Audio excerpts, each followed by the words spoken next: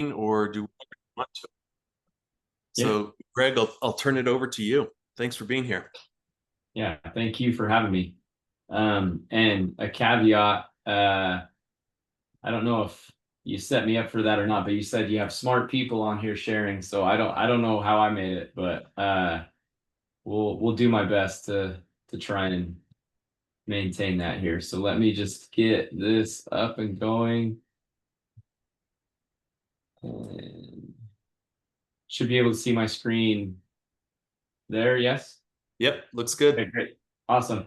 So, like Taylor said, my name is Greg Larsen. I am the founder of Catalyst Sales Consulting, um, a boutique sales consulting agency that I started about 6 years ago by accident. And it's grown and expanded. And so, this is really exciting to me to talk to you about how to build your customer base from 1 to 10, because um, it's not a sales pitch. It's something that just kind of organically happened, but I've been able to repeat with a few other consultants. And my background is in sales and RevOps leadership. So I've been fortunate enough over the last 4 years or 15 years to be part of 4 exits on the corporate side in B2B SaaS. And I've been able to take what I learned through that, the pains, the struggles, roadblocks, successes, and apply it to the companies that I work with that are looking to build, expand, and eventually seek an exit. So that's the background that I come to the table with. And so I know we've got people on the call that are from all different industries. This can apply to any industry, but it'll come from a lens of the B2B SaaS world that I've lived in over the last 20 years. So we'll go ahead and kind of walk through this here. So how to build your customer base from 1 to 10. I want to caveat this of just like in any business, 1 to 10 is different than 10 to 25 and 25 to 50. And do you really want to take that jump? In a consulting world, uh, every single client is bandwidth, and getting the right 10 customers is more important than getting 10 customers, because you can very easily run yourself into the ground if you don't have the support and the help and everything like that. So that's what we'll be talking about today. As I thought about this, I boiled it down to 3 main things that I would say help you get from 1 to 10, get you up and off the ground, ready to go with your business. The first is establishing a voice, building advocates over building lists, and then aligning your value proposition. So we'll talk through all 3 of those as we go through this, and then we can kind of dive in deeper. So establishing a voice. There is no shortage today of voices on LinkedIn and professionally, and what I see is a lot of fluff, a lot of just vapor suggestions and insights and everything there, and everyone's an influencer or an expert, or at least we're past the era of the definitive guide to XYZ criteria. I feel like every white paper out there was like the definitive guide to this, the definitive guide to that. My advice in establishing a voice is one, to be yourself, but really to don't hold back. Share insights and value for free. A leader of mine once told me that the only way that you can pull something out of a bank account is if you put it in there first. And establishing your voice is where you're establishing your credibility, you're providing value, you're not asking for something in return right off the bat. You're out there just providing for the community, and you'll be able to then use that insight as a leverage point in your own credibility. The way that we do that, we post regularly on LinkedIn, and big, bold, and speak in community groups where your buyers hang out. Speak out, be a part of podcasts, be a part of webinars, roundtables. Get out there and show the value that you have. Network with people. But until you're established in that community, you're not going to have people seeking you out or coming to talk to you about, what they need. And the last thing there on your voice is you need to decide what voice you want, right? I use my voice as a filter for the right clients and a magnet for trust. So when I present to people and talk, or I meet people at a networking event, I'm doing two things. One, I'm establishing the type of relationship that I want to have with the right people, the right clients for me, because I'm not the right fit for everyone. If a client comes to me and they're $1 billion company and they need someone to run the day-to-day revenue operations process, that's not what I want to do. That's what I've left doing so I could consult. And so I'm going to introduce them to someone that fits their need. I'm filtering the right conversations, and then I'm using that as a magnet that people know I'm not just going to take any client. I'm not just going to say, yeah, I can do that, and then fumble it up and cost them days and hours and money. So, share your insights, keep those insights flowing regularly, and use your voice to filter to the right type of client, your ICP. So the next thing that I talk about a lot is building advocates over building lists. Everybody has been into the SDR sales mode of like, hey, I'm just going to start, connecting with people on LinkedIn. I'm going to start emailing them. I'm starting to ask for for meetings and relationships. And really, we're skipping over a lot of the low hanging fruit by doing that. So I talk about relationships or revenue, and it doesn't always mean that relationship is going to pay you directly. I started with people that believed in me and knew that I could deliver, and I asked for introductions into their network. A little bit of a backstory on this, on how my agency got started. So I was in B2B SaaS. I was a sales leader at a company that was owned by a venture capital company. And in that process, the president of our company left our company and went to another company in the VC portfolio. And about a week later, he reached out to me and asked if I would set up all of the sales process, system structure, the go-to-market strategy that we had at the company I was at for his new company. The VC partners basically leaned on our CEO to say, hey, yeah, you got to let Greg do this and moonlight. And it worked.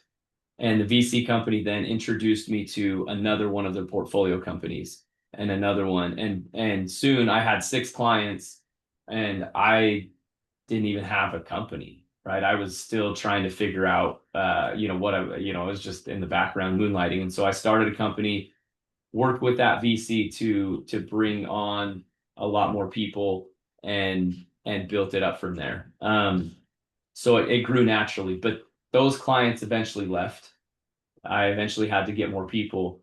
And so what I did was lean on those people that then I had referrals from. They knew I could trust. The way that I built that trust was, threefold here. So one is deliver small wins fast. Every client that I talk to, we talked big picture, and we'll talk about that, how we get to that big picture value and ROI. But I always tried to find something where I could deliver within a day, within 2 days. I can help you with an immediate need now, because that helped them know I'm going to do everything I can for them. The next thing was referrals. Referrals are king. Use your network, use your client network. I will tell you, the first 10 clients that I had all came from either someone that I knew individually, personal relationship, or someone that I knew introduced me to someone that they knew. It was maybe a 2-degree separation at most. And I am blessed with, I've built a network. I've worked in, if you guys know the Utah tech scene, it's very tight knit. Like Taylor said, I'm very surprised that we have never met if we worked in that same industry. I was fortunate enough to work at a company called Qualtrics. early on, before Series A, and I've stayed in touch with every single one of my coworkers, and I think 10 of my immediate team are now CROs or presidents of other software companies. And so they were the first place I went to, and they could trust me, and I could deliver value, and I could talk to them. And so that's where it's building your advocates. And this is not a build advocates so I can sell them. It's build relationships, and over time, you're building that process, you're building your network, and then you can go and talk to your network. You can leverage that network. Way more effective getting 1 to 10 doing that than building lists. Now, 10 to 25, right? Your referral network runs out. That's another story. That's where you build repeatable processes to deliver your value via your network to get to that 25.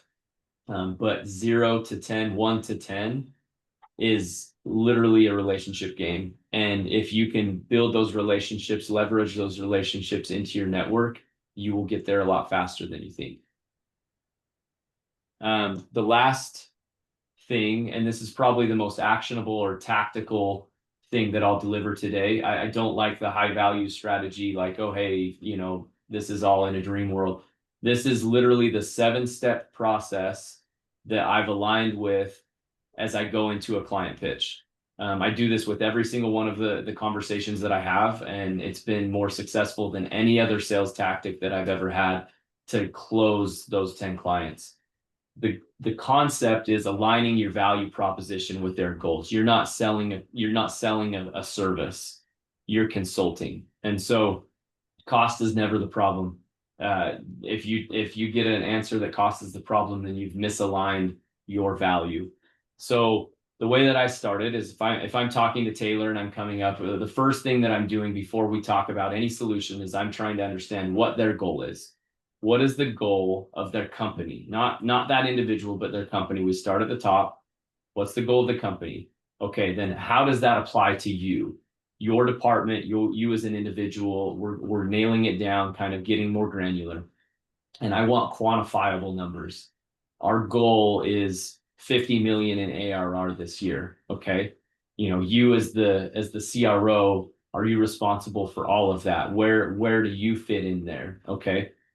Why is it not working? Why are you talking to me, right? What else have you tried so far that hasn't worked? Right. And then why didn't it work? Right. Hey, we tried to scale an in-person SDR team and it did not work. Nobody answered the phones. We couldn't get through to them. Find out why. And then in your mind, your expertise, you're developing kind of this solution, right? So then get their opinion on it. What do you think is holding you back? What can't you break through? What's holding you back? A lot of the times you'll get an I don't know here, right? They're like, I don't know. Give me some expert advice. Tell me what's happening. And at this point, this is when you go into consultant mode and you're tailoring a story from another client experience to show them the possibilities. If you've ever, there's a sales tactic, and feel felt found is very popular thing. So if I'm talking to Taylor and he's, hey, we just can't break through that 25 million ARR mark. We're losing clients more than we're gaining clients. We can't figure out why. Then I'm going to tailor a story. I'm not going to make something up, but you need to have enough insight into your other clients or other clients' experience. And Taylor, I totally know how you feel. I had a client XYZ that we recently went through the same thing, and we realized that their sales motion was actually exactly what it needed to be. But once they got the sales in, they didn't have a pure customer experience motion, and they were losing clients instead of renewing them. So that bucket was leaking. So what we found in order to get them to that 50 million mark is we needed to focus on client experience. We needed to focus on the renewal cycle. And so we put this process in place, and now they're at 50 million in less than a year. Something like that, where you can say, hey, this is the state they were in, is similar to yours. This is what we found out. This is what we decided to do about it. And here's the success that they saw. So now they're thinking, okay, I want that success, right? I like that. That gets me to where. And then you tell them how you're going to get there. It's an easy process for us to do. Here's what we did. We started out by interviewing customers about their experience. The next thing we did is we talked to the CSMs about their experience. Did they have the systems? Did they have the process in place? Well, we found the CSMs just had no process. They were just hoping people were renewing. They didn't talk to them until right before the renewal, didn't realize they were upset. There was just no CSM follow through on the client journey. So we put that in place. Within 6 months, we already doubled the renewal rate because clients felt more taken care of. We addressed problems earlier, and we were able to get ahead of the renewals. Right there, you've won that client over that they won't have churn anymore, right? So the next thing that I see people do is they jump right into, hey, I can deliver this for $10,000 a month. All of a sudden you're a cost. You're not a value add. So my theory, my process, I don't ever bring up price. If they bring up price, we'll talk about it. I don't skirt away from it, but I don't bring up price. Price is a byproduct of ROI. So instead of bringing up price, I've just gone through that scenario. And so, hey, Taylor, if we were able to do that for you, and we were able to keep $20 million of ARR from leaking out of the bucket, what would that mean for your company? Oh, we would hit our number, XYZ. Okay, what would that mean for you as the leader over that KPI? No, that helps me, frees up my bandwidth. I probably get a promotion, a raise, all that. Okay, great. That's what we want to deliver, right? We're focusing on the dream state. It's like, I'm super confident that I can deliver that to you, Taylor, with my team. It's probably going to take 6 months or so, but honestly, it'll probably only be about $50,000 to deliver that over 6 months. I think we can get it done. Let's talk about what that would do for the future there. So now all of a sudden he's, millions of dollars into ROI for a $50,000 upfront payment, or put it on a payment plan. You can deliver that. So that's the way that I approach those client conversations. And it helps because just like in sales, you can have all the referrals you want. You can bring all of your network in the door. But if you just become hey, I'm $3,000 a month consulting fee, you're always scrutinized. What's next? What's next? What's this? Rather than attaching to the goals and delivering that dream state for a fraction of the ROI that they get. So that's where I'm at. 1 to 10, a voice that resonates, advocates that will amplify you, and a value prop that resonates with dreams and not needs. And that's how I would suggest you get from 1 to 10. So thank you. Greg, awesome content here. Thank you very much for the lessons. We can open it up to questions now if you want to put them in the chat. We can do that, or if I think we're a small enough group today that you could come off mute and just ask Greg directly.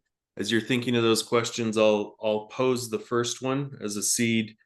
Greg, what does the process look like, or the language that you use look like, for asking someone in your network for a referral? Yeah, that's a really good question. And I would probably caveat it on how connected you are. Like, network, to me, there's degrees. Like, I have a network of people I can text, right? That's like your in LinkedIn terms, those are like your first connections. Someone that I can text and I don't need to say, hey, it's Greg. It's like, hey man, how's it going? Those people I can ask, hey, I would love a referral into this person, that person. Like, that's someone I've put in the credit. I've put in all of the work, and I can ask them something. If it's past that, I need to add value before I ask for something. And so this is hey, saw that you just launched this product, saw that you're doing this. I'd love to take you out to lunch or get on a phone call and just learn more about it. Right? Let them talk to you. What do they need from you first? And that's a 15-minute virtual coffee. That's a 15-minute, hey, let's snack some lunch, But if you're focused on them, it is so much easier for them to be like, hey, what can I do for you, Taylor? Hey, no, awesome. I mean, things are good, but I noticed this one person that you're connected with. I've been trying to talk to him forever. Is there any chance you could make an introduction for us? Right? Rather than, hitting 17 people up and saying, hey, can you please introduce me to this person or that person? I just want to take them out to lunch or reconnect with them if it's been a while. And then the conversation should naturally flow into something where they're like, hey, what can I do for you? That's how I would approach it. Great advice. Allison, yes, good advice. All right. Anybody want to come off mute and ask Greg some questions? What questions do you all I have? I have a question. So the agency I just launched is specifically focused on annual reports for nonprofits. And I could use my network and say, hey, could you, introduce me to this nonprofit? But I kind of want to go the cold email route and just send out 10 emails to nonprofit executive directors and say, here's what I can do. Here's examples of our work. Would you like to schedule a consulting or, like a discovery call? What do you think about that method? And I know you said referrals are king, Yeah. but I feel like I don't want to use my social capital to get referrals yet. I just want to see if I can, based on my work product, do the cold email outreach. Is that Yeah. silly? No, I don't think it's silly. It's a different method, right? You're gonna go kind of a broad net to see what you get. There's some pros and cons to it, in my opinion, and I don't have a corner on the market here, so take this for what it's worth. The pro, you can get some quick wins, right? There can be some people that like resonate with that, like I'm looking for that, like yes, let's test it out and see. The cons, you can get some quick losses of like, oh yeah, no, we don't need that. And you're kind of pigeonholing your product value in, just year-end reports and hey, this is what I do. And it's like, oh, we've already got someone that does that, or not interested. And Hmm. kind of put in that bucket forever. And Yeah. so it's like how many people do you want to risk on that? But outside of that, um, I Greg, you muted yourself. yeah, sorry, someone just rang the doorbell and my dog's going crazy. So just sorry about that if you can hear it. But um, the thing that I would do, Allison, is I wouldn't say don't do it. I would provide some value in the email versus just asking if they're interested in you doing their reports for them. Sure. I would love to, and I don't know what that is. I don't want to offer that to you, but maybe it's like, hey, we would love to offer you a sample, right? Here's some of my content. I would love to offer you a sample that's specific to your nonprofit organization to prove that we can Hmm. do that. That is something that I do. I do a RevOps audit. If a company is interested and I say, hey, I'll come in for a discounted rate. I don't do it for free anymore, but hey, I'll come in and do a discounted RevOps audit just so you can have it. And then you tell me what you want to do with it. You don't have to contract me for anything. Something like that could help that approach. But yeah, just Yeah. pros and cons. I don't think it's a bad thing. I would just add as much value to them as you can versus asking for something. Yeah. That's cool. Great And advice. Thank you. hey, Julia, and I just noticed the chat there, so make sure you look at that. It looks like she's on the board of a nonprofit and would love to connect with you. I love the Midday Connect people. You guys Yeah, are all rock there you stars. go. Hey, I have a question for you, Greg. Is it cool if I go? Yeah, So, one of the things you mentioned was, developing your voice and showing up where your clients are for the types of speaking or the types of presenting. Do you have, I'm trying to see how do I ask this question because uh, I'm trying to think about how do I show up where my clients are most receptive to hearing the type of things that I help with? So I'll give you even more specific. So I consult around NetSuite and Okay. ERP and like the systems that are usually used with it, like Shopify and integration platforms and things like that. And I'm focused around manufacturing clients, apparel, footwear, accessories, these type of businesses. So I've been thinking about where to show up for them in a place that I can provide value. But I guess it aligns with what you were saying, but I just wanted to get a little insight around any suggestions on the angle to take when showing up in front of this type of group. Yep. Yeah. The first two things I would do is, one, identify who your buyer is, who's gonna consult or who's gonna work with you directly. And then it's as simple as going to Google or ChatGPT or LinkedIn, typing that role in, and then put conferences or summits or anything like that. Fine, because sometimes you can go to a summit that's like it's your buyer, but it's not the role that buys from you. And it's like, oh, that, like, that's interesting, but not relevant. So find the role that buys from you. See if you can Google or find on LinkedIn summits for those people, and then find a way in there.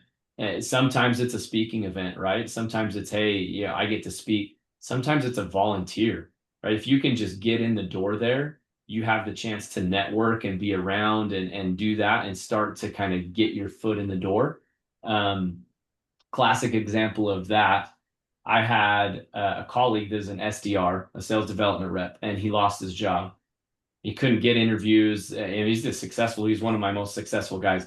He went to Silicon Slopes Summit, which is a bunch of tech companies, and he wore a sign. He wore one of those billboard signs that was like, "I'm an SDR looking for a job. Give me 30 seconds to pitch you." And he just like stood there. And all of these leaders came over and like they were like, "Hey, that's pretty bold." And he basically role played cold calls for 2 days, and he got 15 job offers from it, right? And so it's like, if you can get in the door and you're willing to talk with people, you can start to establish your voice. Now, as you get more footing in there, it's volunteer speaking, it's leading the breakouts, it's finding a way to just kind of establish yourself as more than just an attendee. Then people start to look at you, okay, he's got something, I'm interested in Teddy, tell me more, Teddy. What's the value there? And then you get into it. So yeah, I would just try and get your foot in the door where you can. Google and LinkedIn is the best place to kind of identify those summits and networking events. Great. Thank you, Greg.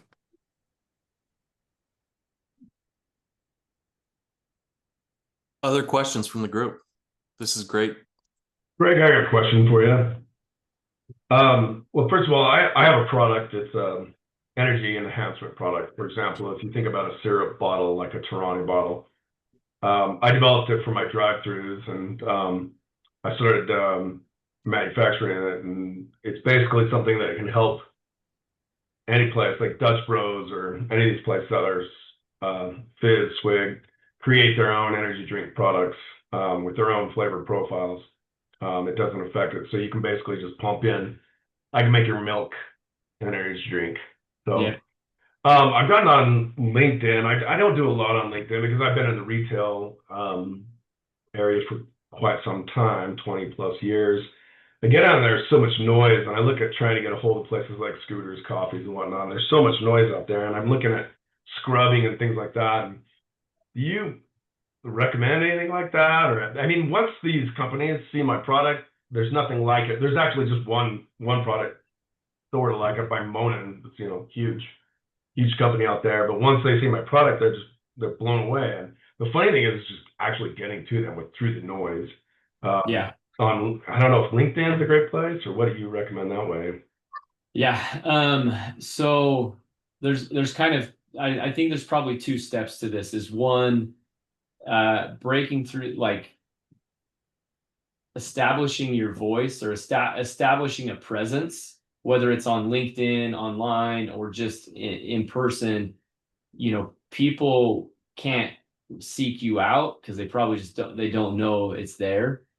And so doing a little bit of like I wouldn't even call it marketing, but a little bit of brand establishment on LinkedIn, not even reaching out to people, but just establishing your brand and putting some stuff out there, you know, a 30-second ad of like, hey, you know, did you know that you can do this?